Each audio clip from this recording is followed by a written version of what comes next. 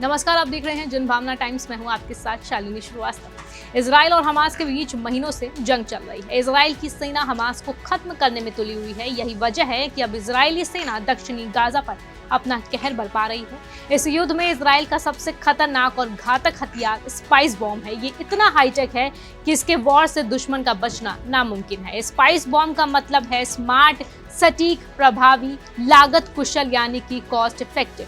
दक्षिण गाजा क्षेत्र में इजरायली वायुसेना द्वारा स्पाइस 2000 बम का प्रयोग किया जा रहा है, जो बहुत सटीक लक्ष्य प्राप्त करने में सक्षम है। इस बम का निर्माण इजराइल ने खुद किया और इसे गाइडेड बॉम्ब की श्रेणी में रखा गया है। 2003 से इसका प्रयोग हो रहा है और राफेल एडवांस डिफेंस सिस्टम ने इसे विकसित किया है। ये 250, 1000 और 2000 पाउंड की श्रेणी में उपलब्ध है और इसे तेजस, सुखोई, F-15 और F-16 जैसे कई विमानों के माध्यम से टारगेट पर लाया जा सकता है। इसका उपयोग अब तक इजराइल, भारत और ग्रीस की वायुसेना ने किया है। भारत ने 2019 में पाकिस्तान के बालाकोट में आतंकी ठिकानों को नष्ट करने के लक्ष्य से इसे इस्तेमाल किया था। इस्तेमाल किए गए विमान में मिराज शामिल थे और इसे बालाकोट बम भी कहा जाता है। इस तकनीकी उपयोग के बाद बम विमान में लोड किया जाता है और इसके बाद कुछ मिनटों में टारगेट पर इसे पहुंचाता है और हमला करता है।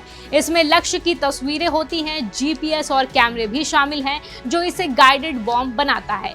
एक चिप इसमें फिट किया जाता है जिसमें सभी आवश्यक जानकारियां होती हैं जो सटीक हमले के लिए आवश्यक है। विमान के कॉकपिटल और बम के बीच एक डेटा लिंक होता है जो पायलट को आवश्यक जानकारी प्रदान करता है। बम को लॉन्च करने के बाद ये कई तरीकों से काम कर सकता है, जैसे कि कम रोशनी में भी अपने टारगेट पर पहुंचना, या आतंकी संगठनों और उनके ठिकानों की खोज में भी सक्षम है। और इसमें विभिन्न तकनीकी उपाय भी शामिल हैं जो इसे उच्च प्रदर्शन शक्ति और सटीकता प्रदान करते हैं।